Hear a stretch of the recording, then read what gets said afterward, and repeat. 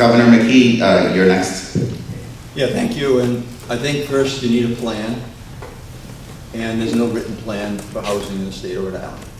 So in our budget, we have $250 million for housing from homelessness, low income, moderate income, and I think we can leverage that to at least $1 billion worth of housing.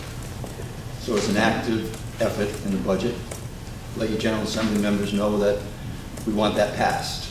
And the other things that we have done, which is good, we have a Secretary of Housing right now, and we really don't have a hierarchy to actually manage the effort that needs to be made, and now we do.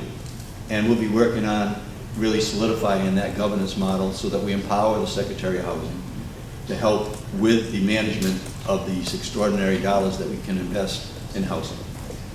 As governor, my first budget, we put in a funding stream for low-income housing. So about $4 or $5 million a year.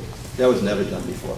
I did that in 10 days when I walked into a state of emergency like we've never seen before in our lifetime, and then balanced the budget, and not only balance the budget, but have the largest surplus in the state's history during a 12-month time frame. And we're going to use those dollars to invest in our economy.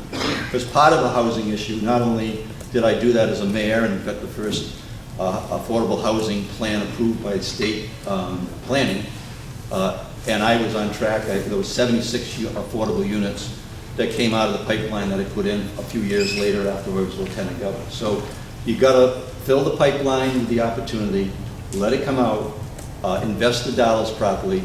And as far as the municipalities goes, we have a weekly meeting with all municipalities, the leadership.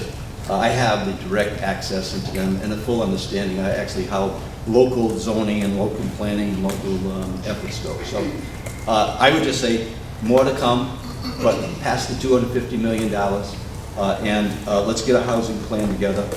And I'll also add on the rental assistance program, we are #1 on the small states and #5 in the country after we got a slow start on getting those $200 million out to families who needed the assistance. And my goal is to keep the whole $200 million here to help the families that need it. Thank you, Governor.